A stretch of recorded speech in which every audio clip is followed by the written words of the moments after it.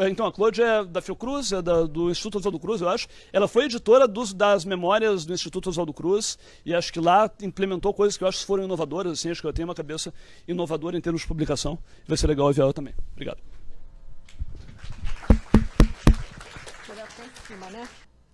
Eu tentei colocar isso também em perguntas que seriam as mais relativas, ou pelo menos as questões principais que estão envolvidas na publicação científica, né? Então, eu dividi em duas abordagens diferentes. Uma seriam os bastidores da publicação científica, o que acontece por trás da publicação científica, o que é, como fazer essa publicação e os desafios do atual ecossistema que a gente vive, e que o Olavo já apresentou isso. Eu considero que isso é uma caixinha fechada e a pergunta é como é que eu saio dessa caixinha para poder liberar e colocar isso numa ciência aberta, e talvez uma inversão do processo, que é uma inversão, ao invés de ser dirigida pela hipótese, ela ser dirigida pelos dados. Então, fazer um caminho inverso ao que a gente faz,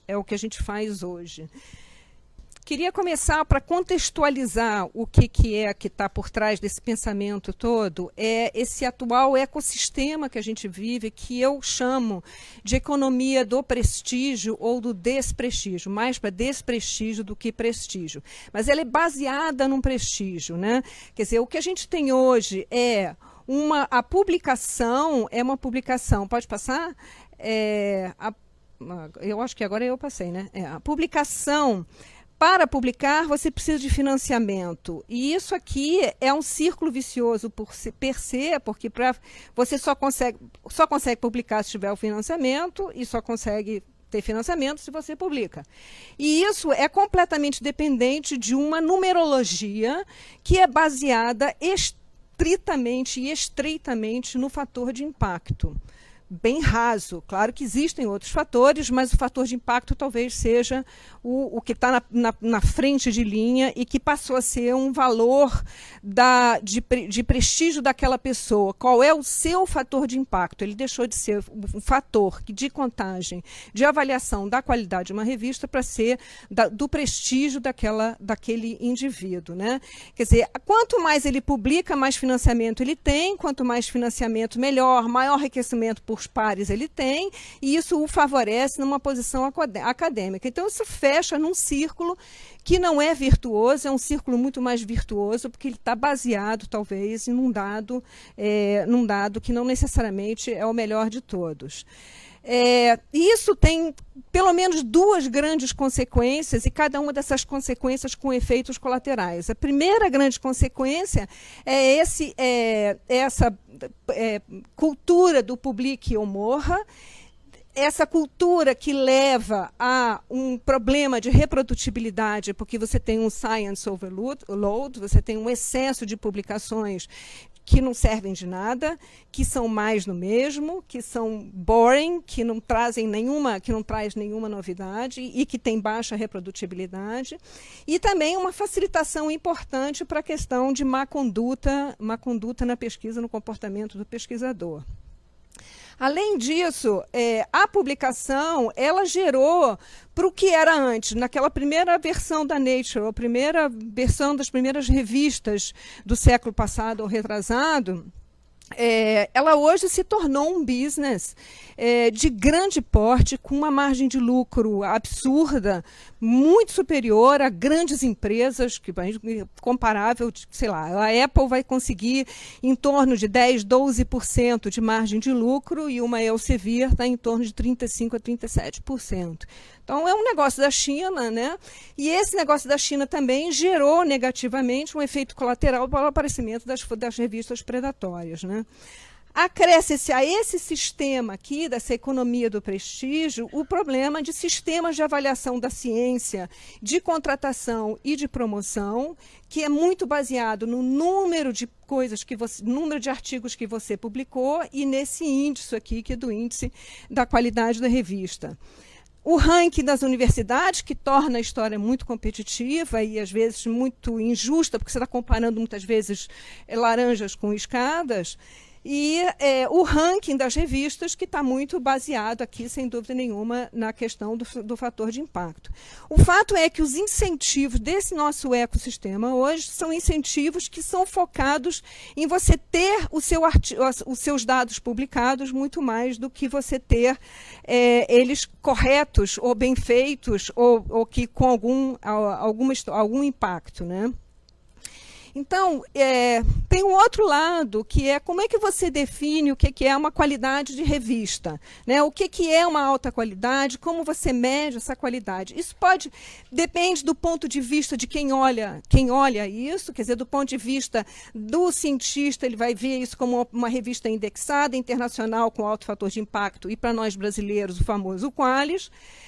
Para os editores, tem uma opção de critérios técnicos de qualidade da produção dessa revista, desses artigos, e ponto de vista financiador, um impacto muito mais amplo, né, com o impacto social, a relevância, a questão da equidade e a evidência que orienta a tomada de decisão, né? Por dentro da revista, o processo editorial é um processo de extrema complexidade, cada vez mais complexo, que exige uma opção de etapas. Eu vou focar nessa etapa aqui, que é a etapa dos revisores, que é a etapa que depois que você submete, o que isso acontece, que são os bastidores do que está de bastidores da revista. Quer dizer, o autor submete, o editor avalia. O editor aqui, ele pode tomar uma decisão de aceitar diretamente, ele pode rejeitar diretamente. O que se considera como uma questão de qualidade é que esse editor deve enviar para revisão por pares, existe uma porção de sistemas de revisão de pares, né? Mas o fato é que isso é o ponto de contato formal da produção acadêmica. Até então, você tinha uma produção informal, de comunicação informal, e ele passa a ser formalizado a partir dessa publicação. Aqui o negócio é invertido, né? Existe aqui uma consequência importante e um ponto importante para ser avaliado para todas as publicações. Isso não é uma questão só de revistas brasileiras, isso é uma questão internacional. É o quanto, de fato, o peer review, né, a revisão por pares, é capaz de fato, selecionar as melhores propostas, melhorar a qualidade do trabalho, detectar erros, ser objetivo e confiável. É praticamente unânime na literatura de que isso não é verdade. É aquilo que todo mundo, a comunidade acadêmica acredita, mas para quem está nos bastidores sabe que isso não é verdade. Não é assim que se passa. E em geral, isso aqui, o editor do Lancet que diz que é um processo quase sagrado, né? Mas que é incompleto, que é muitas vezes insultante, né? Que é ofensivo, muitas vezes uma frequência muito grande, completamente errado. E existe um artigo muito interessante do Richard Smith, do BMJ, dizendo que, de fato, é uma pena que, enfim, que é estranho que a gente continue nessa crença de que o peer review é o melhor dos processos para te dizer que o teu trabalho é bom ou não. Mas é a forma com que a gente tem hoje para validar o seu trabalho. Validar aquilo que você faz, tornar isso plausível para a comunidade científica. O fato é que a nossa realidade hoje, que a gente tem um sistema fechado, com resultados que levam até 2, 3 anos para aparecer para o público, não é acessível muitas vezes, tem um alto custo, não permite atualização, não tem nenhuma interação, tem um frequente conflito de interesse, então é um processo muito fechado e escondido, e que dá muito pouca chance a quem já não tem chance. Né? Então, o chamado efeito Mateus aqui é um negócio muito, muito forte nesse processo. O ideal seria que a gente tivesse um sistema aberto e dinâmico que fosse exatamente o contrário disso tudo, que tivesse uma interação, que tivesse um processo editorial claro, e para isso a gente tem defendido com bastante frequência que a gente deveria publicar com cada vez mais frequência em formato de pré-print. o meu tempo está se acabando aqui rapidamente, quer dizer, não preciso falar dos pré-prints, mas eu acho que é importante que eu acho que a solução e o formato da gente sair da caixinha é, sem dúvida nenhuma, a gente colocar isso como ciência aberta. Os grandes, os maiores investidores em ciência no mundo já colocaram dessa forma, dizendo que a gente não aceitam mais artigos que não seja mais open access, né? E porque isso, de fato, traz transparência, possibilidade de reuso, uma possibilidade muito mais ampla de uso da ciência do que a gente tem hoje, né? E mais forte ainda que essas principais agências estão trabalhando no chamado Plano S para ser completamente implantado, esse é o último, implantado no plano em 2020, né? E toma como princípio fundamental da ciência a universalidade, né? E somente esses resultados que podem ser discutidos e desafiados que estão aí, né, com dados abertos, quer dizer, mais do que simplesmente o artigo aberto, a publicação aberta, depois de pronta, os dados serem colocados em aberto também, né? Porque esses novos resultados são construídos a partir do resultado gerando o resultado, né?